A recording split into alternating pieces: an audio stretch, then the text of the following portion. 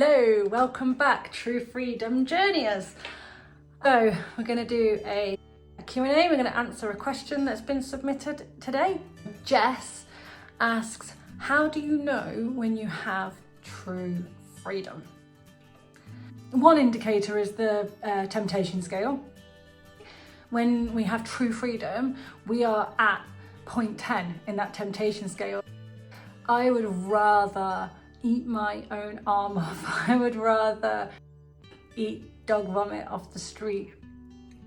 I just have no desire to ever go back to that substance or activity. Yeah, I'm not denying myself of something anymore. I'm not there anymore. I'd rather eat dog vomit off the street. I do not want that thing. And so, yeah, when we get to that point on the temptation scale, we know I have true freedom. There is no deception in that thing for me anymore. I have no desire for it. I really understand the trick. However, of course, we lie to ourselves. Human beings lie to ourselves all the time, and we can genuinely think that we're at that point, but are we? Are we really at point 10 as soon as we think we're at point 10? So even though the temptation scale is true freedom's own yardstick and measure and indicator for how free we really are, there are some other things to consider. So I want to talk about 4 things to consider. So one of them is exposure.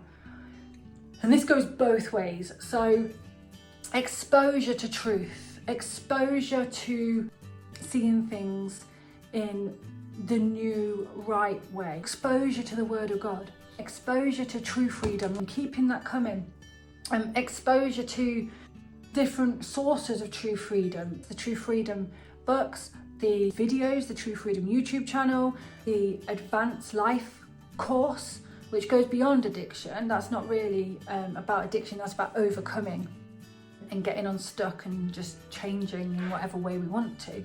But expose yourself to truth. And as well as true freedom, expose yourself to the stuff that is recommended in true freedom, the stuff that's footnoted in true freedom.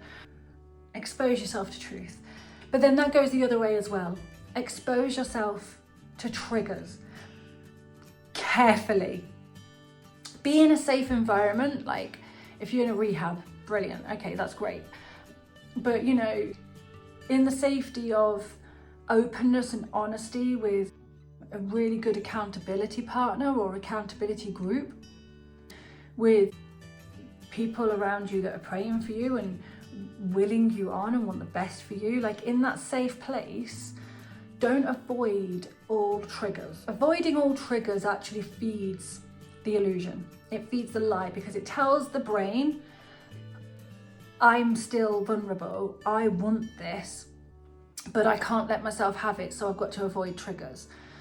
Instead, what we want to do is we want to gradually, slowly, carefully expose ourselves to triggers so that we can, partly so we can test how well we know the truth, so we can put it to the test and see, but more than that, it's about rewiring our brain and retraining our brain to change those triggers from triggers to reminders. So for example, I think things like smoking and things like nicotine and alcohol and to some degree porn, I think these are the things that probably have the most common triggers, especially if we've pulled away from the circles that we used to move in and the environment we used to be in, because those things are so everywhere. But so say for example, walking past a beer garden on a hot sunny day and seeing people laughing and connecting with each other and with alcohol all over the table, that starts off as a trigger for anyone who struggles with alcohol, or to be honest, just anyone with any addiction really, who's in the lie, anyone who's in that trick, that's a trigger. But as you get more and more free and you expose yourself to that trigger while you're exposing yourself to truth, then that trigger becomes instead a reminder. And so when you then look at people in a beer garden, you straight away, the truth comes to you and you think to yourself, oh my gosh, look at them all sat there with a table of poison.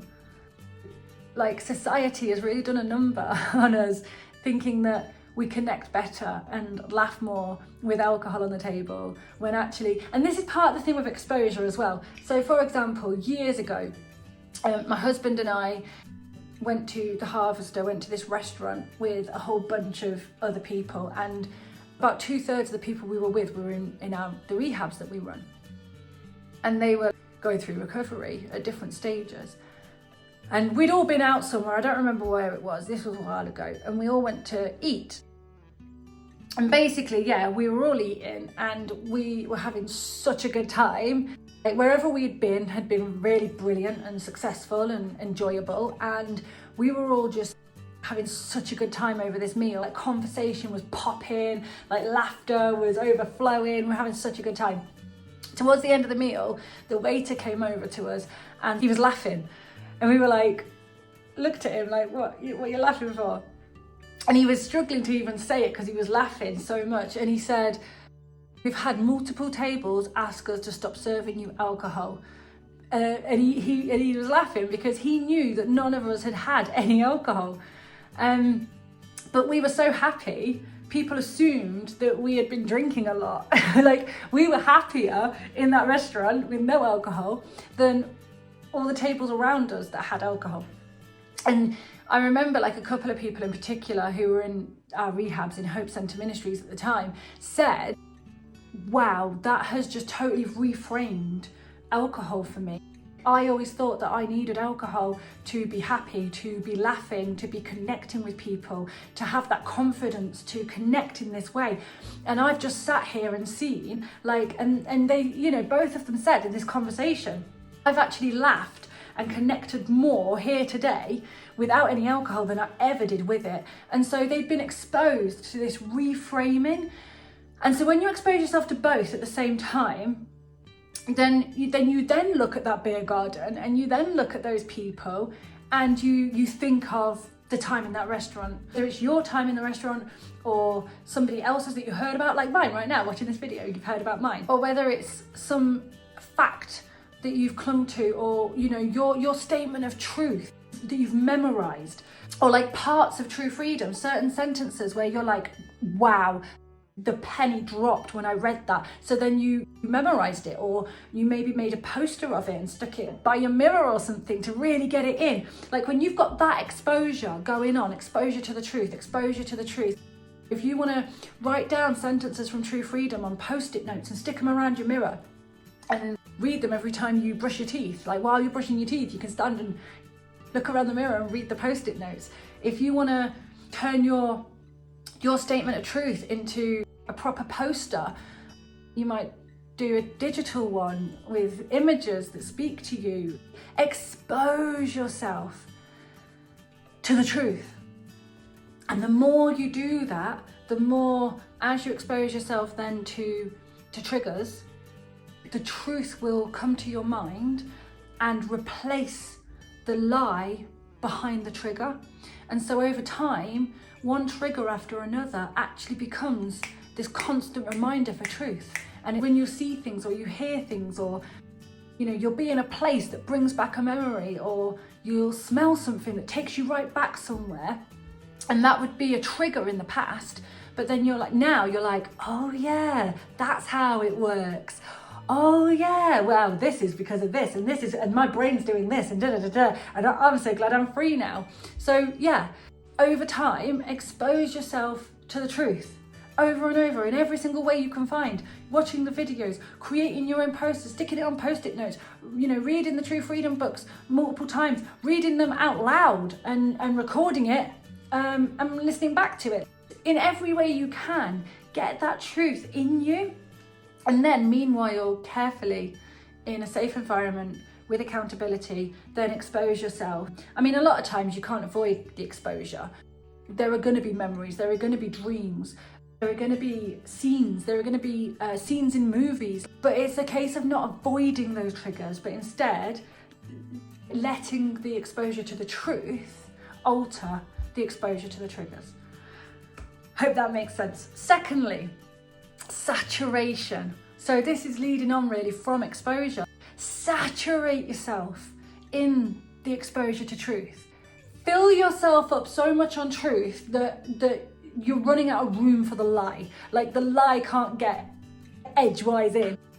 Like the lie is just getting squeezed out because you're taking up all the room in your heart, your head, your soul, your spirit, your being, your physiological brain. With all these new pathways, you are taking up so much room with the truth that the lie is running out of space.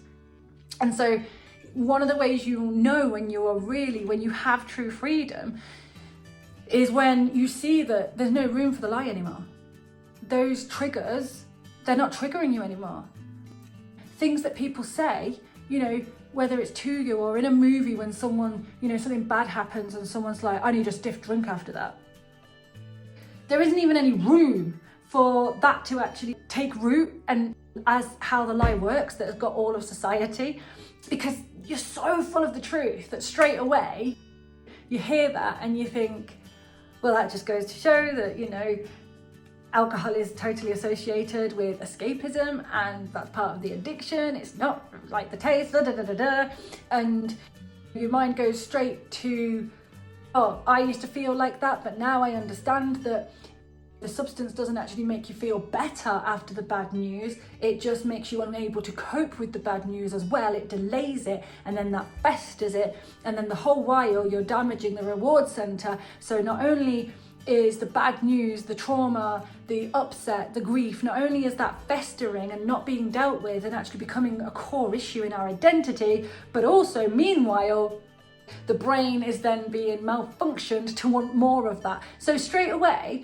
like for me, and for a long time now, if I hear something like that, like in a movie scene or somebody I know says alcohol is the most common one, or smoking, people will say, I wish I still smoked. Like, have you ever heard somebody say that? I wish I still smoked when something bad happens. And that's because they're still in the trick. They're still in the trick. They're in the disease model, the idea that once an addict, always an addict, and they haven't healed the reward center and the other parts of the brain involved. They're still in the trick. Whereas when I hear something like that, my brain automatically tells me the truth because I've saturated myself with the truth. Yeah. Thirdly, when you're armed and ready. So this follows on from the saturated. When you are armed and ready, like as soon as there is any crack that addiction would try to get through, that the illusion would try to use to trick you, as soon as there is any arrow coming your way, you are armed and ready with the truth. Like I was just saying about this is, I knew I was so free when the truth is on the tip of my mind, on the tip of my tongue. It's there quicker than even the thing I just heard. It's already met it before it got to me. When you are armed and ready in that way, where as soon as the deception is coming towards you, as soon as you bump into an old friend who is like, oh, I've got good stuff, you that's not even going anywhere. Your being is so armed and ready with truth that boom, the truth just went out there and met that arrow with a shield, just like that. Yeah, you're truly free, I think, when, I say I think because I've been there for years, so, but I think someone's truly free when they're just armed and ready with the truth because they're saturated, because they've exposed themselves to the truth as well as triggers to combat it. And then fourthly, the one that nobody likes is the test of time. It's time. Even when you fully know the truth consciously and you get it, and this is the thing, so many people will read True Freedom and they'll say to me in different words I had such an aha moment, I had a light bulb moment, it all makes so much sense, I get it now. And I'm like, great, I'm really glad about that. But that doesn't mean you're truly free. That doesn't mean it's changed the way you think.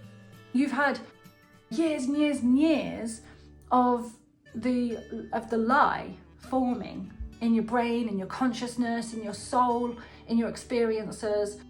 in your memories that lie based on, like, you've had years and years and years of that. And just because you find out the truth, it doesn't make all of that go away. Just because you find out and it makes sense and the penny drops and it's a light bulb moment, an aha moment, and you're like, I get it now, I get it. But it still takes time. And yes, there are miracles. There are times when it's a miracle and the rewiring happens and a person is just free. They're free. Bang, it happened. But most of the time, it takes time. And it goes through the test of time. You know, testing those triggers, testing different seasons of life, testing through different circumstances, just really saturating more and more and more in the truth to rewire those neural pathways. Like, that takes time, and change is hard. Like, the brain does not like change. Like, physiologically, I'm not just talking psychologically, oh, we hate change. The brain does not like change. It is an efficiency machine. It just wants to do what it's meant to do, which is to keep you alive, like the subconscious part. The conscious brain is the bit that looks at consequence and effect and is like, oh, I want better than this. Like, I want to know God more. I want to be free. I want to stop self-sabotaging. I want to, you know, stop bullying myself in my head, or I want to stop being arrogant, or, you know, our frontal lobe works with the spirit. Our conscious mind works with the spirit. But the unconscious part is just like, am I still alive? Okay, well, it's working then. Let's not change it. So change is hard. It's really hard. And it takes time. So even when you know the truth, yeah, it still needs the test of time. And how long it takes is different for everybody, honestly. You know, I think for me, in some ways, it was pretty quick. But then, you know, I was learning it through all this trial and error over a long period of time. So, you know, it's different to just sitting and reading somebody else saying it. So, yeah, it's different for different people. Like, you know, I can think of people right now off the top of my mind who got completely and utterly, like, bang, they are in true freedom after a matter of months. But does that mean that they're not vulnerable? I don't know. I don't think so, though, from, like, still knowing them. And I would only say that of people that I actually know. When it comes to people who've done true freedom outside of my sphere and people I know, I think 5 years is probably to be really, truly, completely and utterly free, where that's just how you tick, that's just how you think.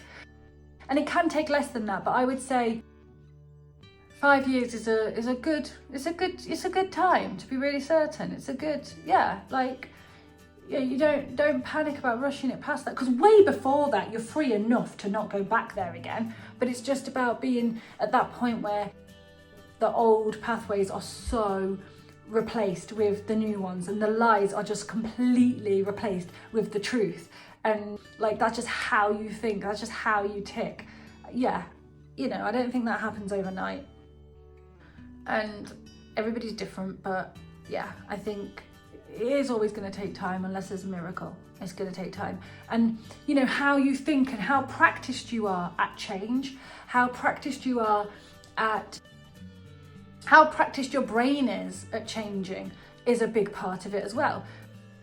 If somebody has never really changed anything about themselves or in their life, then their brain is not very practiced at changing. That's just the reality. You know, that malleability, that neuroplasticity is not very, yeah, it's like gone a bit stiff. It's like plasticine that's gone harder. So that's going to take longer. But then of course you do get miracles and God gets involved and prayer works, but just on paper, scientifically, that's going to take longer.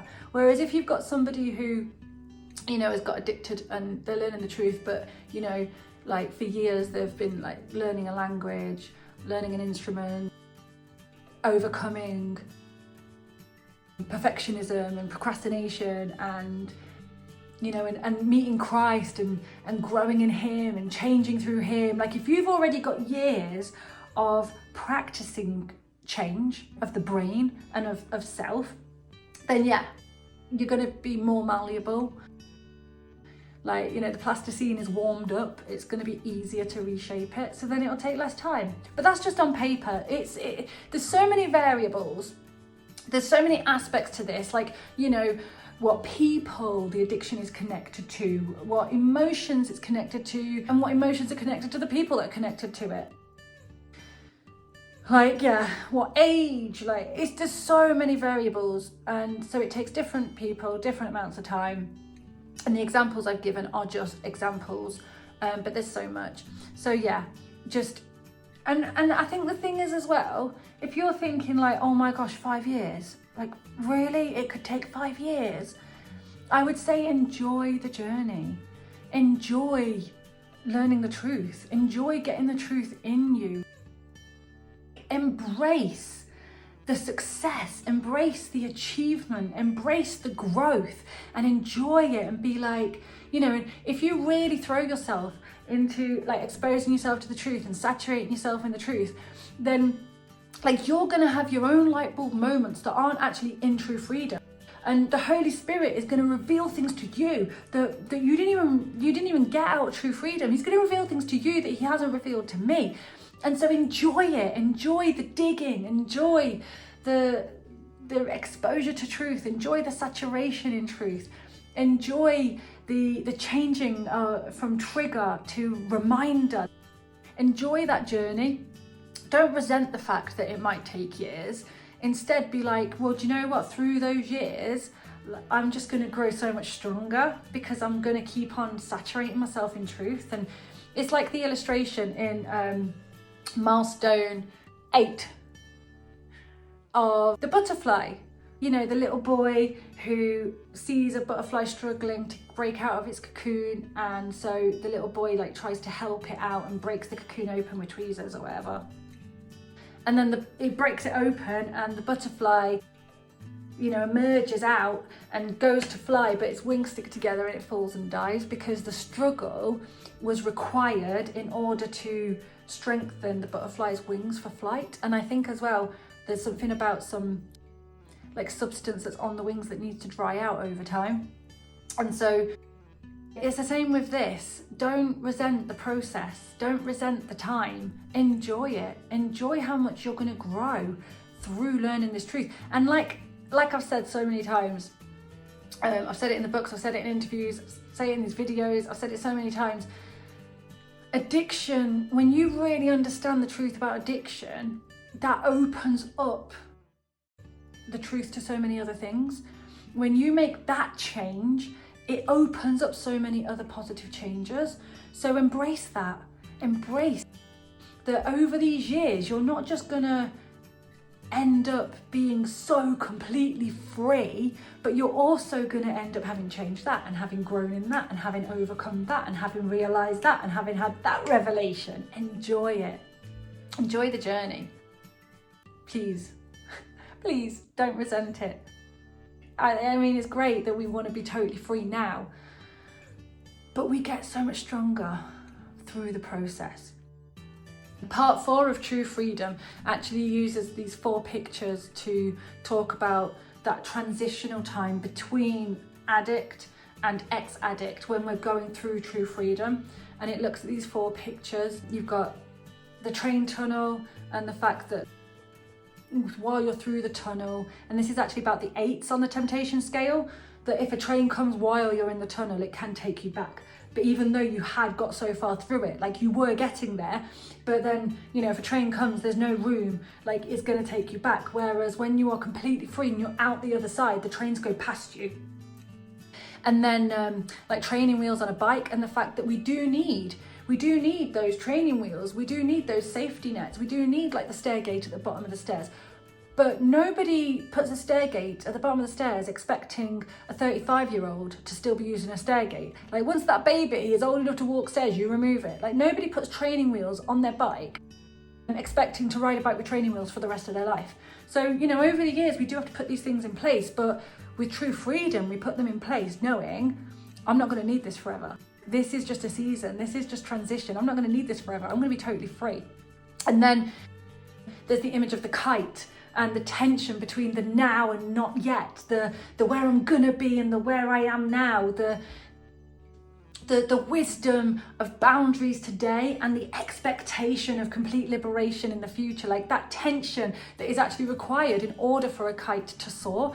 And then finally, a ball of knotted wool, and the fact that addiction is like a ball of knotted wool, and we release one thread at a time, and you know how we put, anyway, it goes into it all a lot more, and I'll let you read that when it comes out. But God bless you. Enjoy the journey, enjoy the journey. Don't put a date on when you're going to know, and don't panic about if you know. Just keep on exposing yourself to the truth. Keep on saturating yourself in the truth. Just keep on arming yourself with it. Enjoy the journey. Just, it's not like, am I nearly there yet? Am I done yet? No, enjoy the journey. Keep learning, keep growing. Mwah. Bye.